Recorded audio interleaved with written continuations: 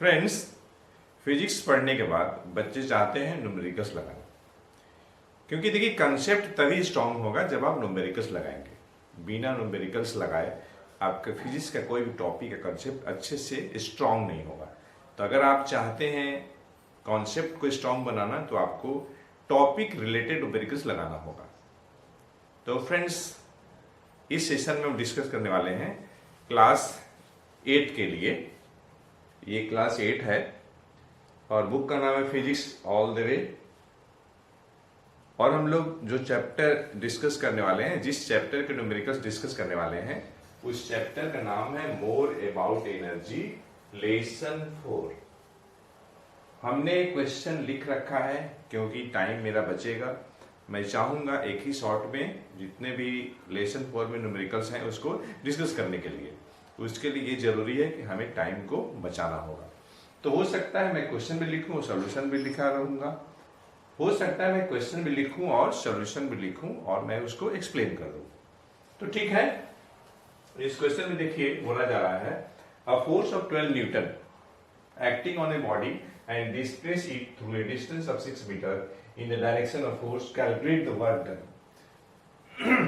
तो बच्चों देखिए, न्यूमेरिकल्स लगाते समय क्वेश्चन को आप ध्यान से पढ़िए और उसमें जो नोन पार्ट है उसको आप लिखिए और अननोन को आप क्वेश्चन मार्क के साथ लगाइए। इसमें नोन देखिए क्या है, हमें फोर्स दिया हुआ है F, आपका ये 12 न्यूटन है। डिस्प्लेसमेंट का सिंबल मैं S इस्तेमाल कर रहा हूं, ये आपका दिया हुआ है 6 मीटर। तो ये दोनों इंफॉर्मेशन हमारे पास नोन पार्ट हो गया, ये नोन है और हमें नोन से अननोन की तरफ बढ़नी है। अननोन क्या है? अननोन हमारे पास ये देखिए W है, W हमें निकालनी है, ये अननोन है। ठीक, तो फिर W निकालने के लिए हम लगाएंगे फोर्स इनटू डिस्प्लेसमेंट लगाएंगे। क्यों?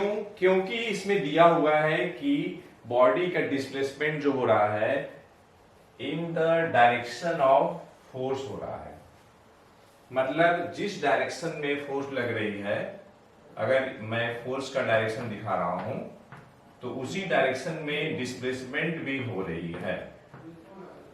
तो उस सिचुएशन में हम लगाएंगे W equal to F into S. W work done है, फोर्स आपका F आपका फोर्स है, S आपका डिस्प्लेसमेंट है।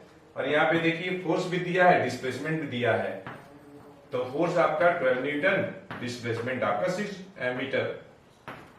आप मल्टीप्लाई करेंगे तो 72 न्यूटन मीटर आ जाएगा। चूंकि हम लोग यहाँ पे वर्क डन निकाल रहे हैं, इसलिए न्यूटन मीटर के जगह पे हम जूल लिख सकते हैं।